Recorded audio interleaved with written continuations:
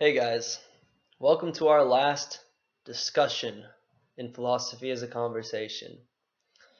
On one hand, I'm excited to start the summer, but then I'm also deeply saddened to say goodbye to this class. So, this week, we're discussing a few authors revolving the case of ectogenesis. The first two are Peter Singer and Deane Wells. They argue the case for ectogenesis. So ectogenesis is the growth and the development of a being outside its mother's womb during the period when it would be normally inside the womb. Now, ectogenesis is not currently possible at the moment, but advances in the medical field are bringing us closer to this reality. A lot of the tests that are being done are using animals. So the question is, should humans have the right to use ectogenesis if it's available? Well, Singer and Wells make an argument for ectogenesis. They argue that if women have the option to use ectogenesis, it would ultimately end the abortion debate. So if a woman has a child that they didn't want to keep, they could use ectogenesis, and that would ultimately get rid of the whole debate. And the argument they make is that pro-life advocates should endorse ectogenesis because of this. They go on to say that children would also have a healthier relationship with their mother if ectogenesis was used.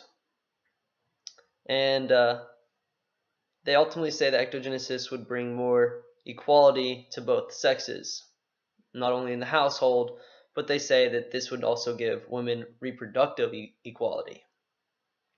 Their final argument gets a little creepy for ectogenesis is that embryos could be tailor-made as a source for spare organs, or parts, you could say. The needed organs could be taken and cultivated for the use of transplants. So it wouldn't actually be the embryo being raised, but it would be the organs taken from the embryo and then cultivated. So next we have Maureen Sander-Staudt's work, and she goes through the question of ectogenesis using three separate feminist approaches. The first is liberal feminism, which focuses on the liberation of women. She looks at the pros, which would be freedom from pregnancy, procreation would be more equal among men and women, and women would not be solely responsible as caregivers. Some of the cons would be that ectogenesis may become a requirement for women, or ectogenesis may become so common that natural birth is taboo and maybe even frowned upon. Next, she looks at radical feminism, which views the patriarchy as a product from biological differences. Now, there are more pros for this argument. There would be more sexual equality, and then also this would get rid of childbirth, which is described by Firestone as brutal.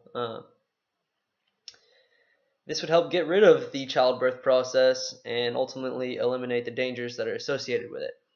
And then the last argument comes from cultural feminism, which is synonymous with feminist care ethics, which focuses on the importance of family and equal roles in the family. So the cons would consist of motherhood and pregnancy becoming less valued, and possibly even as negative. The relationship between mother and child would be diminished because of this. Ectogenesis may even be negative for the child's development. So that's a really good argument, I personally believe, because we do not know, the consequences of an ectogenesis baby. Some of the arguments made is that the flesh around the womb is important for the child's development, and that also the sounds and touches from the mother are vital.